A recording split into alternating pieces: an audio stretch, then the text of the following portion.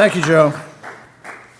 The slide you see here is what you see if you ever make a presentation at Johnson Space Center. Everybody gets to see this slide because that's what NASA is still all about. They want to see data, hard data. Now I'm going to ask you a question. How many of you in the audience here, by a show of hands, have seen the CPAC ad on temperature? Ooh, not enough. A couple. All right. Let me see if I can make this work the way it's supposed to. This is what it looks like. I think this is shown on a billboard sometime someplace out of DC. And basically it says, there's been no global warming for 16 years. Actually, we're talking about air temperatures. All right? We happen to live in the air, so it's nice to know that there's not a lot of warming. This is true. It's hard data. They're using Hadley 4, and you can kind of see that in the bottom here. I happen to not like Hadley 4, and I'll tell you why later on, all right? But Hadley is the British Climate Research Unit. What I'm going to try to do is a couple of things. I'm going to punch some holes into some things you've heard about recently. Greenland's ice cap is melting, stuff like that. I'm going to give you some discussion about the record open Arctic and what implications that has. So you've read that in the newspaper too. We're going to give you some background on it. I'm going to talk about the human impact in CO2. Where's the CO2 really coming from? I want to make sure you all understand that and that you're looking at hard data. So let me go to the first set of slides. This is the headline you saw in the New York Times. Greenland is melting. This happened to be in in July. And in July, it just turned out that a blob of warm air had crossed over Greenland and started some surface melt. About maybe an inch of the snow on Greenland had melted all over the continent. Now, this is pretty significant, but it's also not the first time it's ever happened. Ice cores that we get in Greenland show that this happens routinely. Every 100 years or so, you get one of these total 1-inch melts and things like that. It's not that serious. If I look at what's really happening in Greenland, you notice the red areas here. Greenland is, maybe I can highlight this better with the edges of Greenland are actually melting at a fairly rapid rate. However, the interior of Greenland, which occupies much greater area, is actually accreting snow. Greenland is relatively imbalanced. Even as the edges lose, the interior is gaining. And I want to see if I can show you this is the summit station in Greenland, all right? The summit station is about 10,000 feet up. It's about 2 miles of ice underneath it. And you notice it's built on stilts. Now, why would they build it on stilts? Because it snows so darn much, they have to keep on raising the building so that they don't get inundated. Here's another look at it. And you can see the stilts. They work very well. This is the summit station on August 31st this year. It's taken by a webcam. You notice you don't see the stilts anymore. They're in the middle of a blizzard. The little flags you see are so that the people who walk between the buildings don't get lost in the snow. So after Greenland had 1 inch of melt, they picked up about 4 feet of snow all this summer. So the seriousness of the Greenland melt really isn't very serious. And Greenland is still gaining mass. Here's the geography of Greenland. I'm going to try to show you right here is where we had a low pressure cell go over Greenland at the end of August and dump those 3 and 4 feet of snow. And the way the meteorology of the area works, low pressure cells circle like this, and they drag in moisture off the open ocean here and just dump it on Greenland. Happens every year as the northern jet collapses around the pole every summer. Those storms come on Greenland and add snow to Greenland. Now, Here's the warming argument. The oceans are getting warmer, all right? The fact is they are getting warmer. What heats the oceans? It's called the sun. However, the rate of warming has decreased. You notice the slope of this curve actually decreases as you get toward this end. There is still oceanic warming going on, but not that much. What are the results? Well, we're going to show you. This is, by the way, Joe asked me, he said, don't have too many slides, all right? Well, I'm going to show you about 1,500 slides. And they're going to happen right now, and you're going to see them in about 22 seconds. And the way this works, I want to explain what you're looking at here. Anything that is red is ice that's been on the pole for more than 5 years. This is the ice age. The dark blue is called pack ice. Pack ice forms and disappears every winter, every summer. It's frozen seawater, and it disappears in the summer. And down here in the bottom here, you notice 1982. What does that mean? I can make it a little bit bigger here. It is the 5th week of 1982. That's when this image was taken. Now back up a little bit. You can see the region here. Here's Greenland. You're going to see the warm water ocean currents come streaming up through this gap here between Spitsbergen and Norway. And the reason I want to show you the geometry of the area is that it happens to be a fairly shallow area right here. However, the ocean heat content is in this top layer. This is about maybe 100 feet deep. Top 30 feet is where the warmth in the ocean is, and that streams over this sill and goes into the Arctic Ocean. And if I back out a little bit, you notice here you have a deep water channel exiting. And you're going to see that motion when I run these slides that I'm not really supposed to show you, okay? So now watch what happens when I put them in motion. 1985, now 1986, and you can see the weeks running right by here in the corner. Here's the warm water streams in, pack ice forms, disappears, forms, disappears. You're looking at years now, going by really quickly.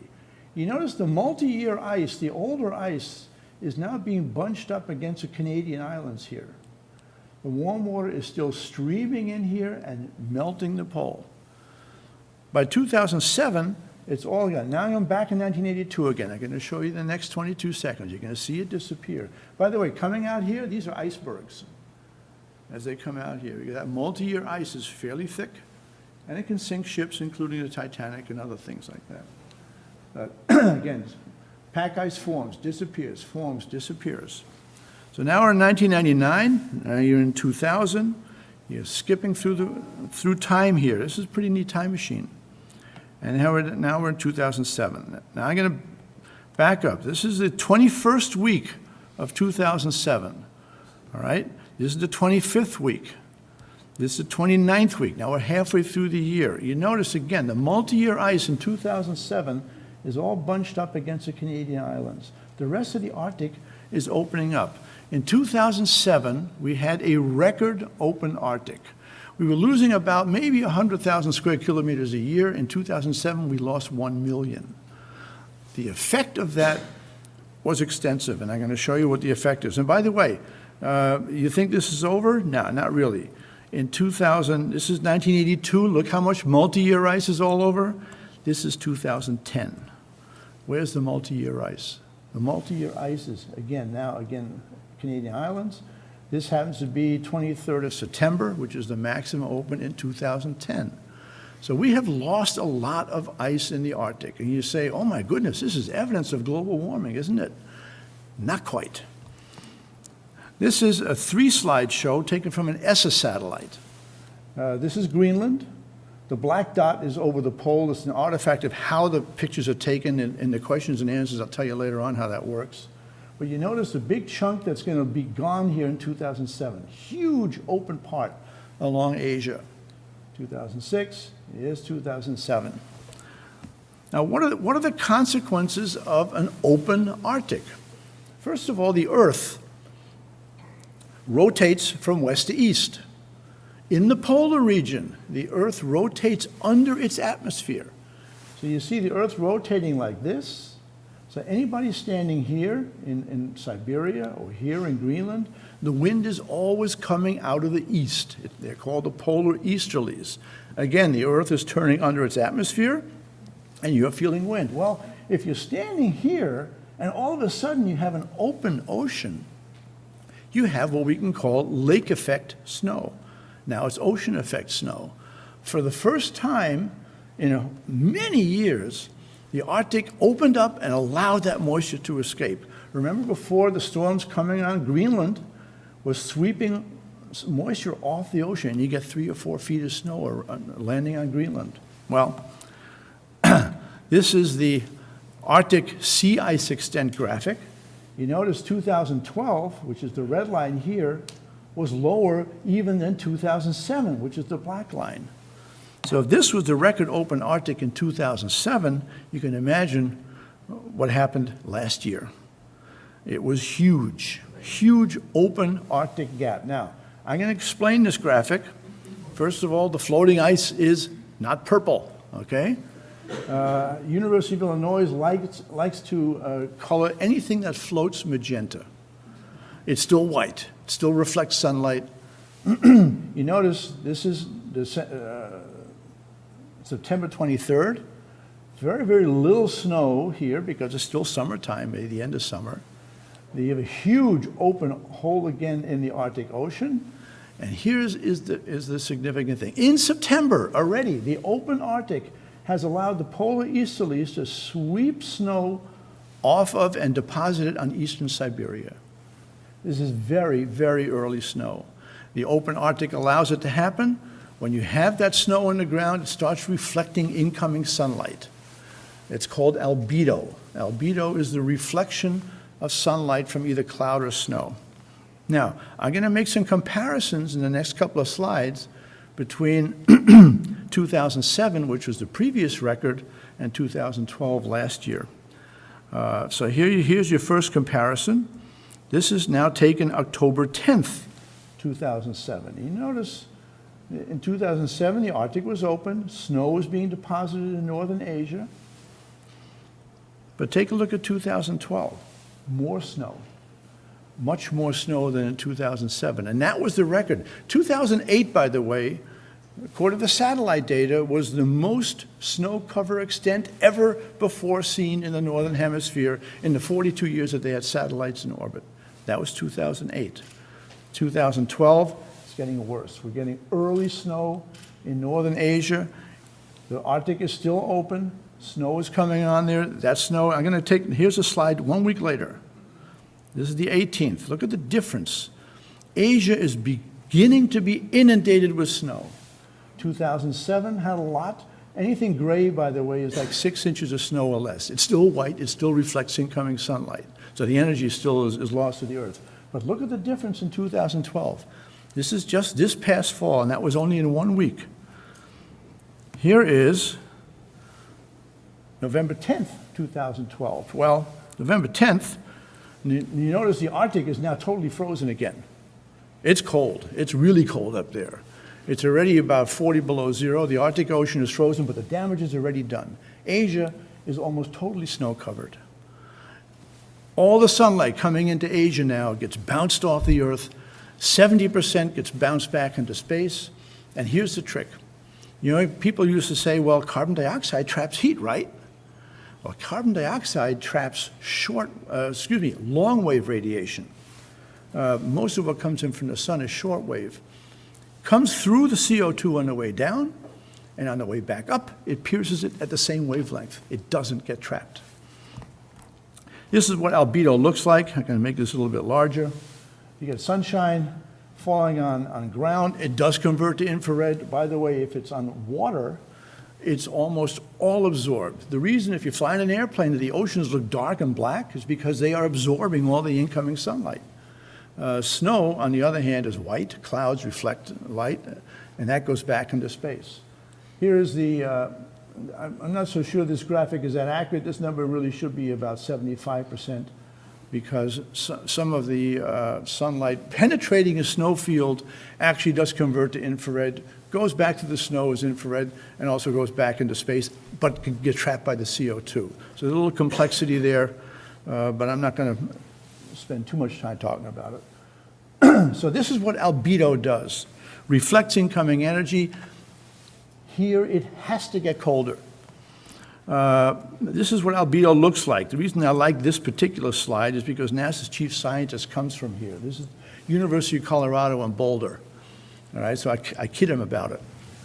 This is all sunlight coming in here is basically being reflected. Here is the drilling rig near Barrow, Alaska. This is early March. Sunlight comes in, gets reflected. Again, 70% of that energy is off the planet, goes into space, doesn't come back, and does not get heat trapped. This is what it looks like in summer, by the way. The caribou have a ball. The mosquitoes have a good time, too. But here you have 24/7 total absorption by the ground of sunlight, conversion to infrared, and it does get re-radiated by the carbon dioxide in the atmosphere. This is New Year's, okay? 2007, 2013. Take a look at the difference. Remember, 2007 was a prior record snow cover extent. I go down here. This is near Istanbul. You notice there's a big finger of snow in 2013 that reached it. Asia is totally covered in snow all the way down to the Himalayas. All of the sunlight coming is reflected. Moscow this winter had horrendously cold temperatures, 50 below zero. The coldest ever recorded in Siberia was recorded this winter, 98 below zero. It was up here. That's how much difference that snow cover made in the atmosphere of the planet. It had to get colder, and it did get colder. To our British friends who are monkeying around with some of the temperature statistics, and I'll talk to you about that in a minute, this is what England looked like in January. All the way down to London, it is snow covered. These are the British Isles. They got what they deserved. Okay. Now, here is a graphic that shows that the carbon dioxide is still going up, and yet for the last 15 years, the world average temperature has flatlined. This is the basis of the CPAC ad I showed you when we first started my presentation. CO2 is going up. And why is CO2 going up? Well, first of all, most of the CO2 going up is released from the oceans. Remember, the oceans are still getting warmer. As you increase the molecular motion in the oceans, they kick out the heavier dissolved CO2 molecules.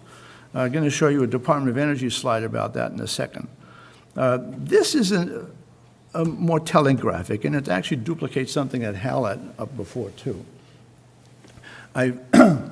The CO2 is the green, straight, flat line you see crossing the graph. It was around 280 parts per million for the last 1,000 years, actually the last 2,000 years.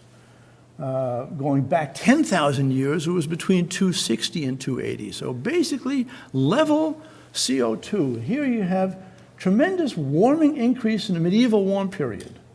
What's CO2 doing? Is CO2 going up? No, I don't see it. Here you have the beginning of the Little Ice Age. Look at the effect of CO2. CO2 has had no real effect on these temperature swings. Now, all of a sudden, we're exiting the Little Ice Age. Humans are starting to add some to the atmosphere through our industrial output. And here you have what Hal called the coincidence and correlation. All right? Coincidence is not correlation. It happens to be that CO2 is increasing at the same time temperature is, but one does not necessarily cause the other. And you can see the great impact that CO2 has had in the past. Not a lot. Here is the telling graphic. This is, maybe I can enlarge this a little bit. It's from the Department of Energy, also IPCC. The natural impact of CO2 compared to the human-made. If you want to do the percentage calculations, human-made CO2 is less than 3%. It's 2.9%. And most of it gets reabsorbed. So the human impact is actually very, very little. The most ambitious project that has been proposed so far is the sequestration and extraction from the air of CO2. The University of Chicago is doing this. The total cost is estimated to be about $3 billion to do so. And what they're going to do is try to extract CO2 from the air and bury it underground. Now, in order to keep it frozen underground, you have to get it to 70 below zero. You need energy to do that. All right? So you're taking CO2 out of the air, you're using lots of energy to keep it cold. Lisa Jackson, when she testified to Congress, and Senator Inhofe yesterday made the same comment, told the truth when asked, what is the impact of this? The extraction of that CO2 would be a zero, a decimal point, 5 zeros before the first one shows up. That's the total impact on the world's CO2. We just don't have the impact, and we don't do enough. That's, by the way, it's $3 out of your pocket, $3 out of your pocket, $10 out of every American's pocket to pay for that minuscule impact. And that's the most ambitious project they have. Now, I'm going to interrupt my talk to talk about what we did at NASA. All right? There's one thing, and I want you to carry this message away too. You know now the impact of CO2. You know what the atmospheric impact is, why it's getting colder because of the albedo and reflectivity. You need to tell people that. And we did that at NASA. we had people like Walt Cunningham. Walt, I call him probably the bravest astronaut we ever had. Why? Because, Walt never, ever stopped trying. He never gave up. We had a disastrous Apollo fire that killed 3 of our colleagues. Walt was the first person to dare to go in the Apollo craft after that fire. He was the first guy. That's a real hero. You want to see a real hero? Look at him.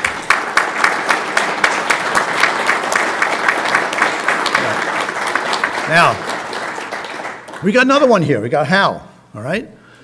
Hal, you heard he helped design the lunar module landing thing. He was the project leader of the project that discovered ways to get rid of resonances between the fuel pumps and the fuel systems in rockets. When these things are in phase and out of phase, they can destroy a rocket on the way up. As the fuel is depleted, the phase changes. This is a really tough problem. Why? Because you can't send somebody up on one of these rockets with a stethoscope and say, hey, here's where the phase change is beginning, and we're going to blow up right now.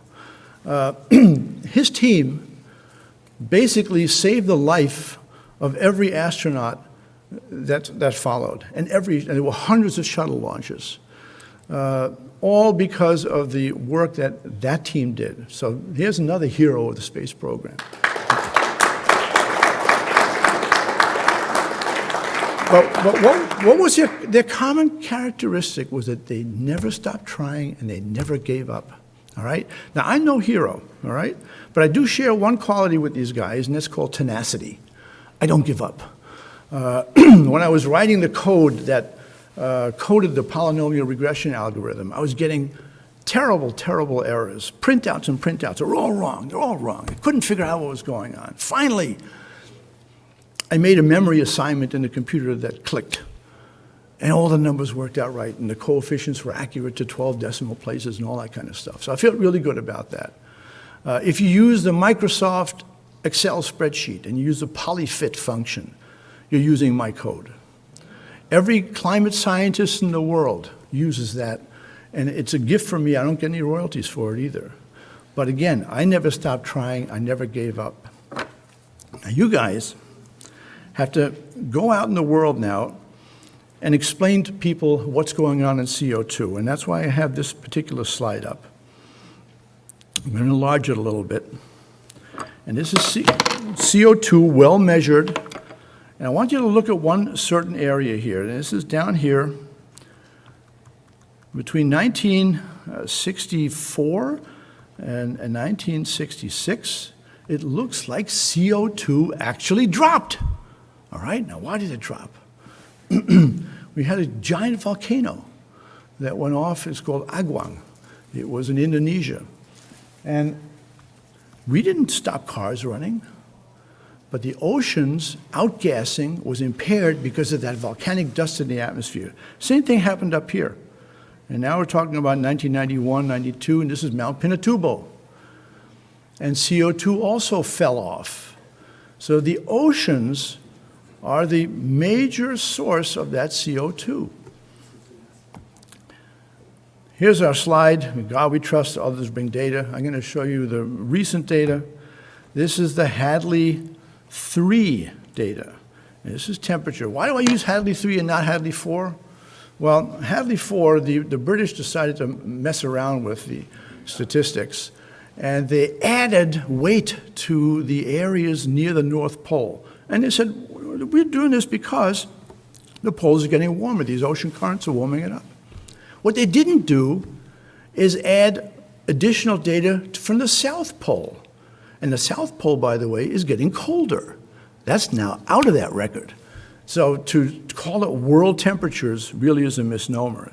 So here is the new hockey stick, courtesy of Steve Goddard. And by the way, people who say, Tom, you're cherry picking. You know, you're just taking a certain thing. First of all, right here is where I live. I live in the present. I'm not cherry picking because I'm using my own time frame going back in time. And you can see you can go back and you go back a couple of hundred years if you want. The hockey stick is still effective. This one has no normalization errors. This one does not take data which is effective, and when it becomes ineffective, adds another proxy on top of it. This is hard, accurate data. It is the hockey stick that you need to keep in your mind. When you explain this to people, you need to realize that even if you don't believe in angels, you're on their side, and they're on yours. This is the truth. It's hard data. We use it at NASA.